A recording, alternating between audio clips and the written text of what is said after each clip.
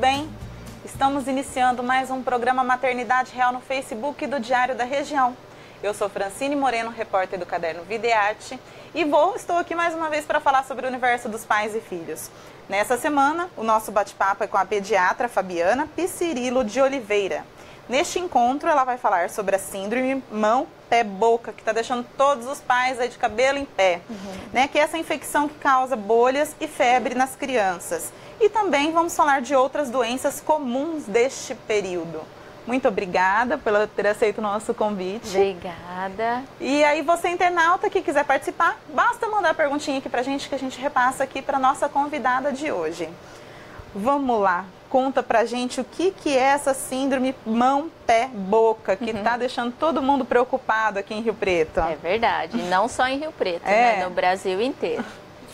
A síndrome mão-pé-boca é uma doença viral, comum dessa época do ano de outono. Acomete geralmente crianças menores de 5 anos. É uma doença que existe todos os anos, mas esse ano o vírus que anda circulando está muito mais, causando muito mais doença e se espalhando com muito mais facilidade. Então isso causa os surtos nas creches, nas escolas, que é o que a gente está vendo por aí. O vírus que causa a síndrome mão-pé-boca, ele é chamado de enterovírus. E tem vários subtipos, e de acordo com esses subtipos, é isso que vai dar a gravidade da doença, as sequelas mais graves. O enterovírus, ele tem uma transmissão fecal-oral. O que isso significa? Que a higiene é o principal fator de prevenção dessa doença. Então, o que eu oriento para as mães no consultório é o seguinte: lavar as mãos antes de comer.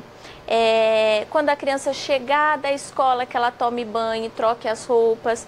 Isso vai gerar uma prevenção da contaminação não só dessa virose, que é a síndrome mão-pé-boca, mas como de outras também. Entendi. E me fala uma coisa, a gente vê que uma característica são as bolhas, né? Isso. E a febre. Então, quais são os sintomas, os sinais, né, para a gente identificar essa doença? A doença, ela começa como quase todas as outras viroses da infância, com sintomas inespecíficos. Então, começa com uma febre, um mal-estar, a criança passa a não querer se alimentar tão bem, fica um pouco mais enjoadinha, que é como os pais chegam queixando no consultório. E às vezes, depois de 1, 2, 3 dias, as bolinhas começam a aparecer. E aí a gente fecha o diagnóstico. É importante lembrar para os pais que não existe um exame específico e também não existe um tratamento para isso. O tratamento é sintomático e observação da progressão. O medo maior das mães e também dos pediatras é quando esse vírus se espalha para o sistema nervoso central ou para o coração, podendo causar complicações tipo meningite, miocardite. Mas isso é muito raro. E se a criança está sendo acompanhada pelo pediatra dela, isso vai ser visto logo no início e as ações podem ser tomadas. Entendi. E tem um público, né? São as crianças até 5 anos, que tem mais, né? Que normalmente são crianças menores, crianças pequenas até 5 anos. Porém, não é uma regra. Se a criança mais velha nunca teve em contato com esse subgrupo de vírus, ela pode sim desenvolver essa doença. E daí a infectividade tão alta, né? Entendi. Eu até vou compartilhar aqui, antes de começar o programa, coloquei no Facebook particular para chamar a atenção aqui do pessoal para assistir. E uma amiga disse que a filhinha menor, né, de 3 aninhos, está doente. E aí o filhinho de 11 anos, o filho, né, tá moço já de 11 anos, também pegou. Então é isso, acontece isso também, de os maiores também. Acontece essa diferença de idade, acontece a diferença de disposição das lesões. Então a síndrome chama mão-pé-boca, porque preferencialmente as vesículas, ou seja, essas bolinhas, acontecem em volta da boca, na palminha das mãos e nos pés. Mas as nádegas também o bumbum da criança também é comumente afetado. E isso pode gerar, às vezes, até algumas dúvidas, por isso sempre procurar o pediatra. Pode ser confundido com varicela, que é a catapora. Então, são vários fatores para a gente analisar aí. Por isso que é importante, então, apresentando esses sintomas, né, deve procurar, então, o seu pediatra, o seu pediatra, né? A criança tem que levar, a mãe tem que levar no pediatra. Muitas vezes a mãe que já está nessa empreitada há um tempinho, já percebeu que a criança às vezes tem aquela febre, você vai conversar com o seu pediatra, ele vai pedir para aguardar. E realmente, quando a gente pede para aguardar, é para justamente ver o que vai aparecer, o que vai surgir para ajudar a gente nesse diagnóstico. Porque a maioria das doenças da infância são virais. E a gente não tem exames para isso. Então, a gente depende exclusivamente do exame físico. A clínica da criança mostra para a gente o que ela tem. Entendi.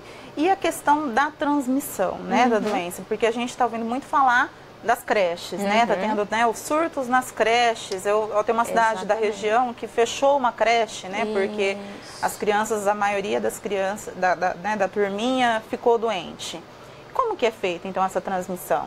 Olha, o que eu reforço com as mães é a questão da higiene. Mas meu filho é muito pequenininho, lá na creche tem muita criança. A gente precisa ensinar em casa para que isso seja reproduzido na escola. Então, comece a ensinar seu filho a lavar a mão com água e sabão antes de comer, mesmo pequenininho. Lavar a mão depois que usa o banheiro com água e sabão. A transmissão do enterovírus, ela é fecal-oral. Então, ela depende dessa questão de realmente estar com as mãos sujas, de ter ido no banheiro e não ter lavado direito para fazer a transmissão. Então, o que eu oriento sempre, a principal fonte de proteção é a higiene. A segunda questão é deixar a criança sempre bem nutrida. Uma criança que se alimenta bem, que está com as vacinas em dia, que acompanha com o pediatra as doses de vitaminas profiláticas. Tudo isso vai ajudar a criança a se proteger dessa doença. Entendi. Tem uma mãe aqui, a Denise Silva. Ela está perguntando quais os cuidados com o recém-nascido. Né? Então, o que um bebezinho pequenininho, né? Às vezes ela tá preocupada porque está na creche, Isso. Né? O recém-nascido, a gente chama de recém-nascido o bebezinho até 28 dias de vida. Então, não sei se é bem o caso dela, se ela quiser comentar se é esse o caso. Mas o bebê recém-nascido até 28 dias de vida, o que é recomendado? Isso a Sociedade de Pediatria recomenda fortemente, que essa criança seja protegida. Como ela não tem vacinação completa, ela não deve ficar exposta a lugares cheios de gente. Quando você receber uma visita que estiver resfriada, por exemplo, peça para não pegar no colo. Eu sei que é chato, é difícil, mas a gente precisa se colocar numa situação dessa para a proteção dos filhos mesmo. Pedir para lavar a mão antes de pegar o bebê. Já numa criança, se o caso dela não for um recém-nascido, uma criança um pouquinho mais velha, eu reforço as medidas de higiene. Lavagem das mãos, chegou da escolinha, tomar um banho, trocar de roupa, porque a gente sabe que às vezes a criança chega da creche já dormindo e ali já fica, e isso favorece mais tempo em contato com os micro-organismos causadores não só da síndrome mão-pé-boca, mas de várias outras doenças também. Ela está dizendo aqui que ele tem 3 dias, isso, então tem que ficar em casa, né? Ficar em casa. Se, por exemplo, vamos supor que porventura o irmão mais velho um pouquinho esteja com a doença, tem que separar, sim, não deixar o irmãozinho pegar por pelo menos 10, às vezes a criança transmite o vírus até por 15 dias depois do início da infecção. Então é um período que vai ter que o irmãozinho ficar um pouquinho longe. Se não tiver ninguém de dentro da casa com a doença, vida que segue, visitas controladas, pedir para lavar a mão antes de pegar o bebê, sempre com água e sabão, ou higienizar com álcool. Entendi. A Silvia Bassan está perguntando se é só criança ou adulto também pode, né? Adulto também pode. Vou contar um caso que aconteceu na minha turma de pediatria. A nossa colega, a gente estudando para se formar pediatra, e aí ela nunca tinha tido contato. Na verdade, a maioria das pessoas não sabe se já teve contato, eu não sei particularmente. E aí ela desenvolveu a doença. E aí o que acontece? É dolorosa. A experiência que ela conta fala, meu, como as crianças aguentam, porque é dolorido. Entendi. Ela está dizendo aqui, a Silvia, que o filho dela de 16 anos teve. Pode acontecer sim. Oh, meu Deus. Mas você vê, ela não tá... os pais também podem, então. Podem sim. É que a maioria das pessoas, como os outros vírus, a gente já pegou lá na nossa infância. Então, você não desenvolve de novo. Basicamente, a gente já está imune por ter tido as doenças de infância mesmo. Entendi. Então, o diagnóstico é feito clínico, né? Dentro da clínica, vai avaliar, né, os sintomas. Precisa de um pediatra, preferencialmente, na impossibilidade disso, um médico clínico. Examinar essa criança, descartar, porque assim, todas as doenças, não só na pediatria, mas na medicina em geral, elas têm diagnósticos diferenciais. O que é isso? A gente pode olhar e falar, isso é tal coisa, mas o médico, ali dentro da cabeça dele, ele está pensando um monte de outras coisas que podem ser também. Por isso da importância de ver sempre o médico, porque aí ele vai poder descartar essas outras coisas que às vezes são mais graves. Entendi. A Silvia está dizendo aqui que ela é de Estrela do Oeste e o filho estuda numa escola, não, trabalha em uma escola, então ele tem que ficar afastado. Né? Agora ele tem que ficar afastado, então, em casa. Eu afasto as crianças que são meus pacientes justamente para que não vire um surto, para que elas não infectem todas as outras. Eu só queria lembrar para as mães que é uma doença benigna, é uma doença comum da infância, mas assusta, judia deles porque eles ficam sem querer comer, sem querer se alimentar bem. Então a gente pode prevenir, mas eu quero tranquilizar aquelas que já estão enfrentando esse momento da doença. Vai passar, normalmente não dura mais de 7 dias os sintomas. A mão, pé e boca é uma prima da catapora? Ou da roséola, né? Todas elas são doenças virais da infância, então todas elas entram realmente nesse mesmo bloco de doenças que o pediatra vai pensar. A roséola, por exemplo, é uma doença que não daria as bolinhas, ela dá um vermelhão, mancha, né? Isso, mas todas vão começar do mesmo jeito. A febre, a falta de apetite, coisas inespecíficas até aparecer realmente os sintomas. A pele, né? Manchada, a pele, ou exatamente. As bolinhas, as feridinhas, né? Exatamente. Entendi. Uma coisa, por exemplo, a catapora a gente sabe que tem a vacina. Isso. Nesse caso não tem. Nesse caso nós não temos a vacina. A vacina da varicela, ela é hoje oferecida, a gente tem na rede particular, mas temos também na rede pública de saúde. Então as crianças têm acesso a essa vacina. Mas a síndrome mão-pé-boca não tem vacina para o enterovírus que pode causá-la. Então, não tem uma proteção por vacina. Então, e o tratamento, então? Como que é feito, né? O tratamento é sintomático. Então, às vezes, essa criança vai apresentar uma febre baixa, a gente controla a febre. Se ela apresenta sintomas de dor, se ela apresenta... Uma coisa que acontece é a infecção secundária das lesões. O que é isso? Então, eu tenho as feridinhas que normalmente se resolvem e secam e fica tudo bem. Às vezes, em cima daquela feridinha, uma bactéria cresce e causa uma infecção, causando pus, vermelhidão extrema no local, inchaço. Isso pode ser indicação da gente entrar com um antibiótico, muitas vezes apenas tópico, ou seja, uma pomada, e com isso a gente consegue levar a criança até o final do quadro da doença, que a gente chama de história natural da doença. Toda doença vai ter um período que vai durar. E aí a gente vai acompanhando e lidando com o que for aparecendo. É basicamente isso. E a duração, então, é 7 dias, uma média? No máximo 7 dias. E aí, então, não pode ir na escola? Não pode ir na escola. Na creche, evitar, então, a casa do amiguinho? Exatamente. O ideal é que a criança fique em casa mesmo, para evitar os surtos. Os surtos acontecem quando muitas crianças ficam juntos no mesmo ambiente. Por exemplo, a gente sabe que na creche a mesma professora, a mesma monitora pode ter que trocar várias fraldas no dia. Às vezes, um pequeno descuido na higiene das mãos de uma criança para outra já é suficiente. Já é suficiente. Então, tá ótimo. E aí eu quero, então, falar, além disso, né? O outono chegou. E com o outono vem as outras doenças, né? Os resfriados, as gripes, as viroses. É isso mesmo, né? Você tem uma clínica, né? Isso mesmo. E você, né? Então,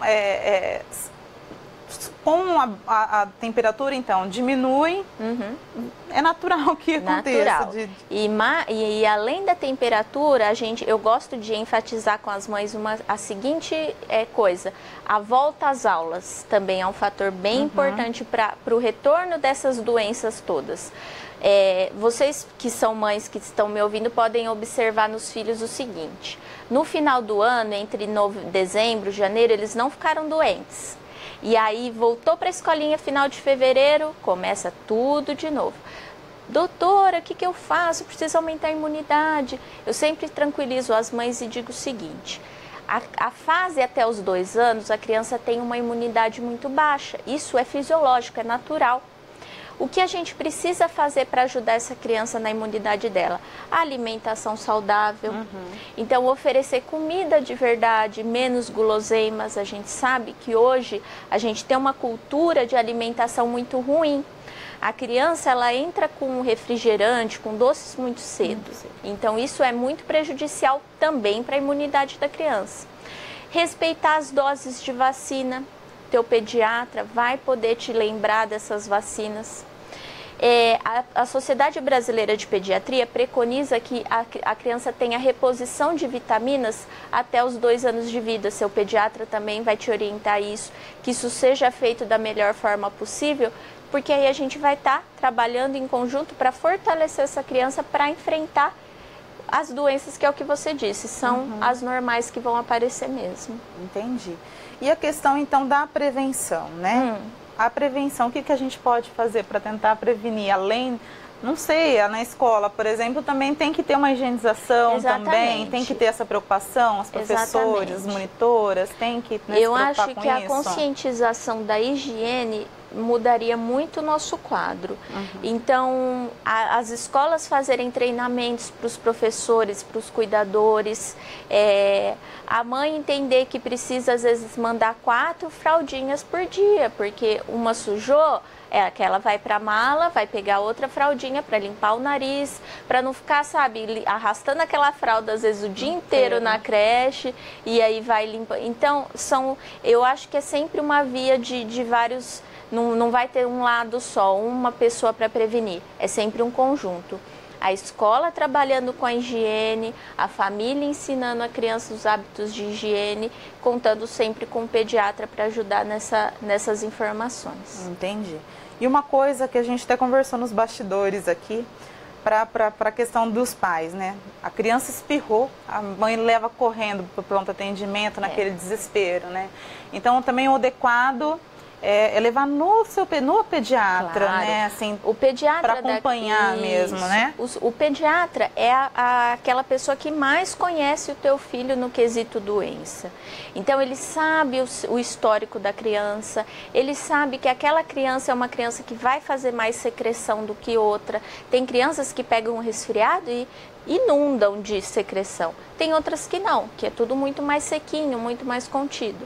Então, de preferência, levar com seu pediatra. Na impossibilidade, levar no pronto atendimento, mas entender sempre que o pronto atendimento é um local de urgências. Então, lá, muitas vezes seu filho que vai ter um espirro, uma gripe, uma febre que seja, vai ter que esperar, porque às vezes a gente está atendendo uma criança com uma picada de escorpião, uma coisa que demanda uma ação muito mais rápida.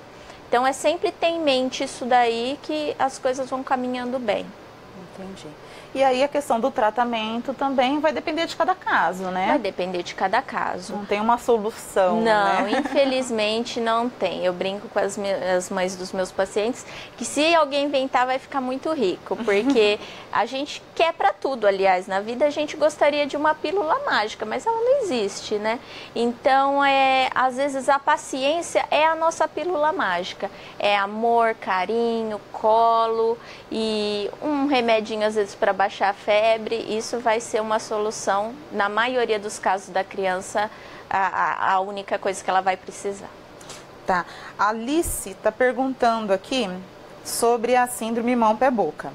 Então, passando esse primeiro contato com este vírus, a criança não corre o risco de se contagiar novamente? Não. Porque, porque nós temos vários subgrupos que causam a síndrome mão-pé-boca. Então, o gênero é o enterovírus, mas dentro do enterovírus a gente tem, por exemplo, deve ter muita gente que deve estar pensando, mas não é o Coxsackie que causa? O Coxsackie é um subgrupo do enterovírus. Então, dentro do Coxsackie a gente tem um monte de números e coisas complicadas que não vale a pena falar aqui, mas infelizmente não, pode ter de novo. E aí vem mais fraca ou não? Não tem muita relação. Tem mais relação com o tipo do vírus que está circulando do que com se já pegou uma vez ou duas, como é o caso, por exemplo, da dengue. Ah, entendi. E aí, então, o que você pode falar, então, para essas mães, né, que estão preocupadas, né, porque vê, às vezes, as coisas na internet, né? O compartilhamento, isso, né? Alguma notícia viral, né? Exatamente. Então, o que você pode falar, então, para essas mães, né? Sobre essas doenças, a mão-pé-boca e essas outras doenças, né? A mensagem que eu dou para essas mães é o seguinte: essas doenças existem, sempre existiram e sempre vão existir. A criança saudável, a tendência é que ela passe por isso muito bem. Ela tem essas intercorrências, normalmente até os 2 anos de vida você vê bastante seu pediatra, depois começa a diminuir. Por quê? Porque é a evolução da criança adquirindo imunidade.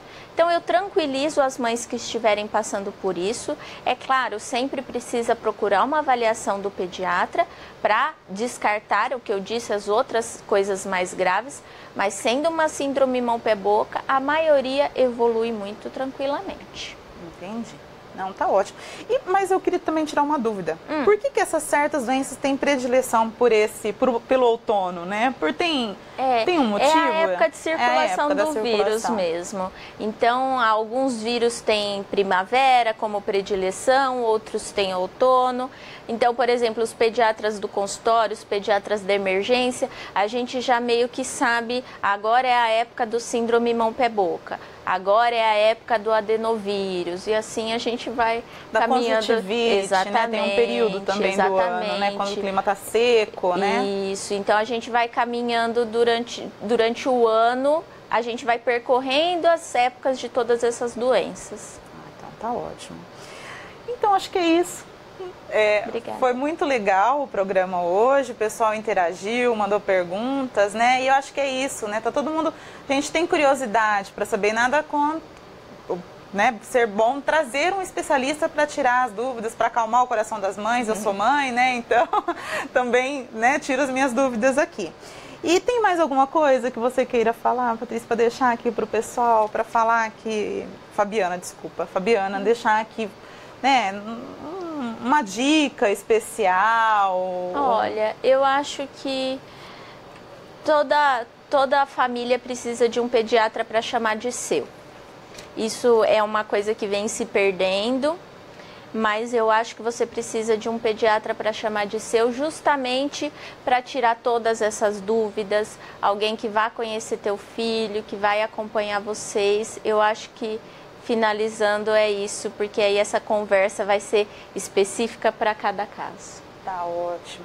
Então é isso, pessoal. Muito obrigada por ter participado também do nosso programa, por ter mandado perguntinhas, ou para quem não mandou perguntinhas, mas ficou aí assistindo.